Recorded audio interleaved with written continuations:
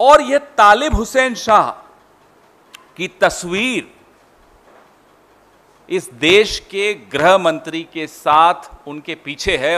आप बताइए, गृह मंत्री कैसे सुरक्षित हो सकते हैं जब एक आतंकवादी उनके इतने करीब चला जाए। अब यह ध्रुव सक्सेना मुख्यमंत्री शिवराज सिंह चौहान के करीबी फोटोएं दिख रही हैं। या तो शिवराज सिंह चौहान इतनी लचर सरकार चला रहे थे कि उनको मालूम ही नहीं था कि ध्रुव सक्सेना आईएसआई से मिला हुआ है, और यह मालूम था तो फिर वापस वही बात। नमस्कार साथियों, आज की प्रेस वार्ता एक महत्वपूर्ण मुद्दे का जो एक सिलसिला हमने चलाया हुआ है, इस देश की सुरक्षा को मद्देनजर रखते हुए, उसी सिलसिले की एक प्रेस वार्ता है। और मैंने इसको एक शीर्षक जानबूझकर यह दिया है कि आतंकवादियों से नाता है, यह रिश्ता क्या कहलाता है। पिछले एक सप्ताह में जो घटनाएं घटी, उससे भारतीय जनता पार्टी का चेहरा बेनकाब हो गया। पहले उदयपुर में शामिल एक आतंकवादी के हाथों कन्हैयालाल की हत्या, उस आतंकवादी का नाम रियाज अतारी। वह रियाज अतारी भारतीय जनता पार्टी का कार्यकर्ता निकला। आज भले गुलाब चंद कटारिया जी कह दें कि फोटो तो किसी के भी साथ हो सकती है, लेकिन भारतीय जनता पार्टी का अंगवस्त्रम पहनाते हुए की फोटो तो हर किसी की नहीं हो सकती। आपने देखी होगी वो तस्वीर वायरल हो रही है जिसमें रियाज अतारी को उदयपुर जिलाध्यक्ष भारतीय जनता पार्टी के नवंबर 2019 में सदस्यता दे रहे हैं, और पीछे बैकड्रॉप में पंडित दीनदयाल उपाध्याय जी मुस्कुरा रहे थे। आप सबने देखा होगा। उसके बाद पिछले सप्ताह जम्मू कश्मीर में पकड़े गए लश्कर-ए-तैयबा के 2 आतंकवादी, उनमें से एक की पहचान हुई तालिब हुसैन शाह। और पकड़ा किसने? ग्रामीणों ने। तालिब हुसैन शाह वो तो बीजेपी के पदाधिकारी निकले, ऑफिस बेरर ऑफ बीजेपी तालिब अहमद शाह। जब यह पकड़ा गया तब यह पवित्र अमरनाथ यात्रा पर हमले की योजना बना रहा था, श्रद्धालुओं पर हमले की योजना बना रहा था। पदाधिकारी, आपको विनीत जी आपके ग्रुप में वो अपॉइंटमेंट लेटर भी डालेंगे। 2022 मई का वो अपॉइंटमेंट लेटर है जिसमें तालिब हुसैन शाह जम्मू के माइनॉरिटी मोर्चा भारतीय जनता पार्टी का आईटी सेल का प्रभारी है। भारतीय जनता पार्टी अपने आप को ज्यादा बुद्धिमान समझने वाले अक्सर गलती कर जाते हैं। सफाई दी उन्होंने। सफाई क्या दी?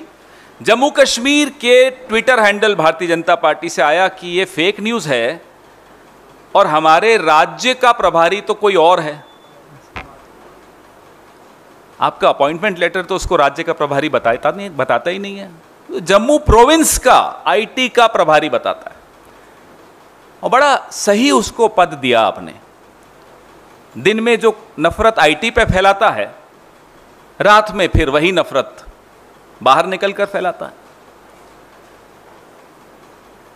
और यह तालिब हुसैन शाह की तस्वीर इस देश के गृह मंत्री के साथ उनके पीछे है। आप बताइए, गृह मंत्री कैसे सुरक्षित हो सकते हैं जब एक आतंकवादी उनके इतने करीब चला जाए। और अगर वो आतंकवादी है, इसकी जानकारी गृह मंत्री को नहीं थी, तो इससे बड़ा इंटेलिजेंस फेलियर क्या हो सकता है। और अगर थी और फिर भी इतना करीब आया, और इतना करीब आया कि उसको पदाधिकारी बना दिया भारतीय जनता पार्टी का, फिर मुझे और आपको कुछ कहने लायक बचा नहीं। सबके सामने सब कुछ सामने स्पष्ट है। राष्ट्रवाद की बात करने वाले, यह कोई पहला मौका नहीं है इन छद्म राष्ट्रवादियों के लिए। यह जो भाजपाई आतंक का पंचनामा मैं आपके सामने रख रहा हूं, पंचनामा किसी कारण से कह रहा हूं क्योंकि 5 उदाहरण मैं आपको दे रहा हूं, 2 दे चुका हूं, 3 और उदाहरण देता हूं इनकी।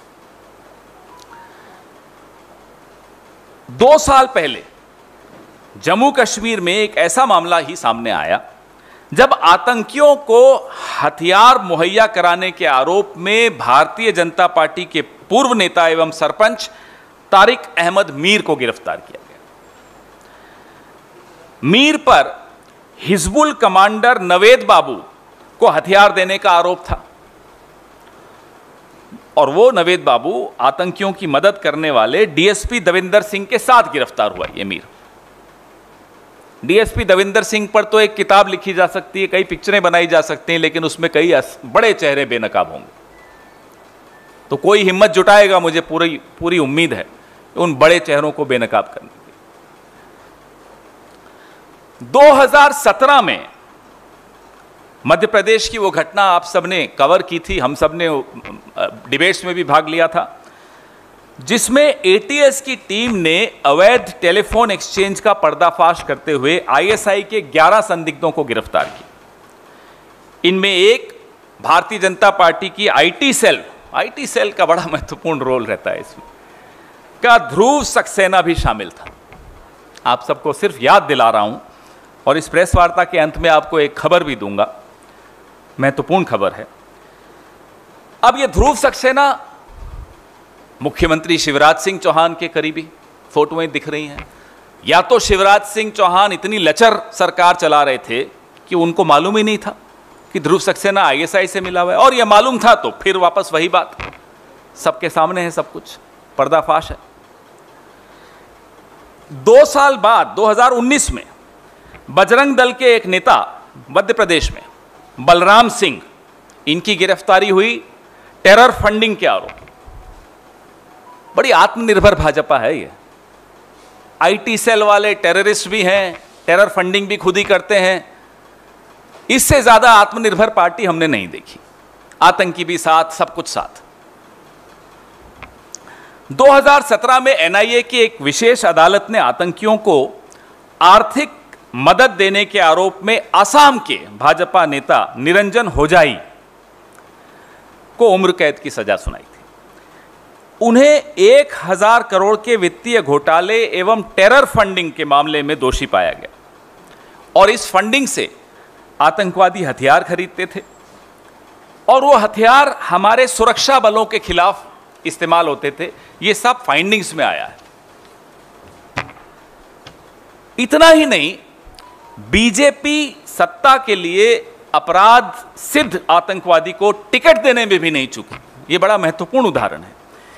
इसी भारतीय जनता पार्टी ने मसूद अजहर के शागिर्द मोहम्मद फारूक खान को स्थानीय चुनाव में श्रीनगर के वार्ड नंबर 33 से टिकट दे दिया।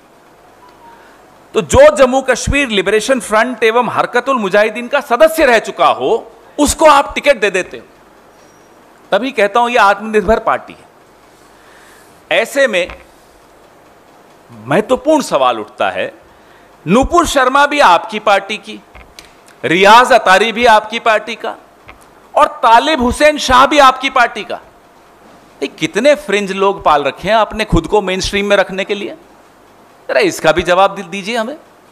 To stay in the mainstream, to come in the mainstream, how many fringe elements you have? Nupur Sharma belongs to you, Riyaz Attari belongs to you, Talib Hussain belongs to you. It's a truly Atmanirbhar party, self-sufficient. Terrorists belong to you. You have money to fund terror. You give tickets to terrorists. You give posts to terrorists in your party. इस देश में क्या माहौल बना रखा है आपने, और क्या माहौल बनाना चाहते हैं आप? तभी मैं बार बार दोहराता हूं कि जिसको आज आप फ्रिंज कहते हो, कल आप उसको मेन स्ट्रीम बनाओगे, क्योंकि कल आप फ्रिंज थे, आज आप मेन स्ट्रीम हो। याद करिए मैजिस्ट्रेट तमांग की रिपोर्ट। आपको थोड़ा होमवर्क दे रहा हूं, क्योंकि मैं भी होमवर्क करता हूं, तो मुझे लगता है आप भी करते होंगे। मुझे पूरी उम्मीद है मुझसे ज्यादा होमवर्क आप करते हैं, लेकिन मैजिस्ट्रेट तमांग की रिपोर्ट जरूर आप पढ़िएगा। आपको मालूम पड़ जाएगा कि जो आज मेन स्ट्रीम है वो what were they doing yesterday, वो कल क्या कर रहे थे। मीडिया के माध्यम से हम देश के लोगों से अपील करना चाहते हैं, भाजपा के इस खोखले ढोंगी छद्म राष्ट्रवाद को पहचानिए। राष्ट्रवाद की आड़ में यह देश को खोखला कर रहे हैं और एक बड़ा घिनौना खेल खेल रहे हैं। हम आज भी प्रतीक्षा कर रहे हैं, वी आर स्टिल वेटिंग।